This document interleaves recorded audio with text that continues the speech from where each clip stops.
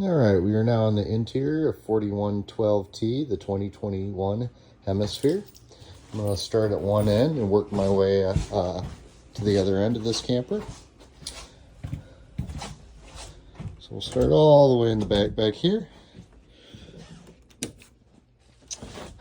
In the back bedroom area, on the very back window, it is labeled as an emergency exit. If you ever had to get out in an emergency, you could slide the window over to the side and then slide the screen over to get out. Shades in here are the pull-down style shades where you give it a little tug and it'll lock into place. You get another little tug and it'll wind back up. Same style shades on your side windows beside the bed. The side windows do open up also. Directly above the bed, you got a couple of lights. These have push buttons right in the center of the light itself. There is storage underneath the bed. The front of the bed tips up. And there's a storage compartment underneath of that. You have 110 outlets and USB ports down there on the corner by the floor. Storage in all your closets and drawers inside of here. 110 outlets and more 110 outlets and cable hookups for a television inside of here. Same style shade in the window up here. All the blinds for the most part are the same. You just kind of give them a little tug and they stop, and give it a little tug again, they wind back up. Storage in this closet area over here. That does kind of go back a little ways also. Vents down low will be for heater. There's a heater vent down there. And then round vents on the ceiling like this one here will be for the air conditioning. You have a couple switches inside of here. One is going to be your main light switch. The other one is for the slide out for just the bedroom area. Moving out of the bedroom area, you have this little upstairs area here. Again, light has push button on the light itself. Up here is the little bedroom area inside of here. Again, USB ports, 110 outlets inside of here above each bed. A couple beds. There's another emergency exit window here. That one, you actually lift the handle up, straighten the handle, shove the window completely out and pull the screen. Barring that, just a little bedroom area inside of here. Moving down the hall here.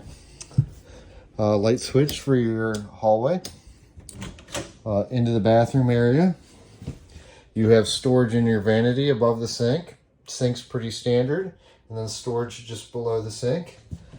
A couple 110 outlets on the wall and a main light switch for the ceiling light.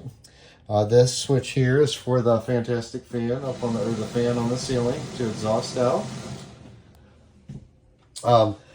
The glass doors for your shower have a little transport latch here. You want to make sure that's locked whenever you're going down the road. But if not, you can slide it over for when you're showering. And there's a latch inside the shower also. Shower is pretty standard. It does have a side flush toilet. There's a pedal over here. And the previous owner did add like a bidet to it.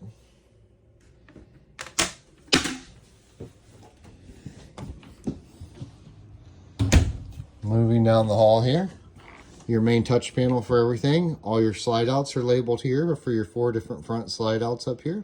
Awning switch right here. Water pump switch. The water pump only has to be on if you're pumping out of your freshwater tank. If you're hooked up to a garden hose, you'll have the pressure of the garden hose, so you do not need that switch on. Water heater switch. This is going to be just for the propane side of the water heater. The electric side is going to be the switch on the exterior of the camper. This does have tank heaters that will warm the tanks if you get into cold weather. So you just got a switch here that will actually, like I say, it's not going to like boil the tanks. It's just going to keep them above freezing. The rest of these are all light switches inside of here. This one here, I believe, is for the awning lights outside. You have tank level buttons here that you'll push and it'll illuminate dots to show you conditions of all your tanks, battery condition and fresh water, how much of all that's, whether your battery's charged up or how much water you have. Moving into here, this switch here is for the actual ceiling fan. You have a couple 110 outlets, 2 different thermostats. Now on these thermostats, the bottom button cycles you through the different settings, as you can see when I push it.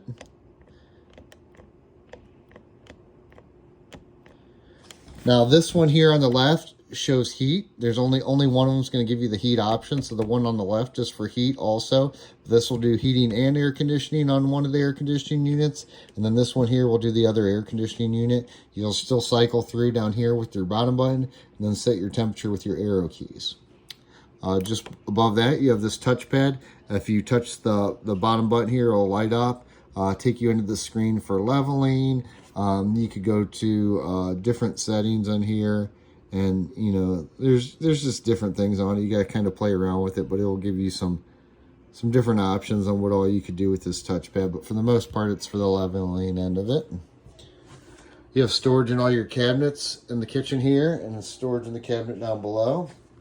Down here, this is going to be all your fuses and breakers in this panel here. Everything 110 over here, everything 12 volt over here, and they are labeled. Lights again underneath it here have push buttons on the lights. You got a paper towel holder. Storage in all your cabinets around the stove and microwave area. Microwave's pretty self-explanatory. Just below the microwave, you have an exhaust fan and you have a light. Your cooktop here, you have 3-burner cooktop. In order to operate your cooktop, you're going to turn to the light position and then just hit your sparker and it'll ignite. You do have to do that with each individual burner for any ones you want to light. There is light switches here for the knobs and for in the oven. And in order to light the oven, you're actually going to hold this, depress this knob. While you have this knob depressed, you're going to come over here and hit the sparker until the pilot light lights in the oven. Once the pilot light is lit, you can turn your knob to desired setting. Just below the stove or oven is a little drawer. Storage in your cabinets over here underneath the sink. Nice size sink area. It's got a little strainer rack here for if you're doing dishes or anything. Refrigerator has little push buttons for the handles. So you have to push the button in order to open the doors. But nice size refrigerator.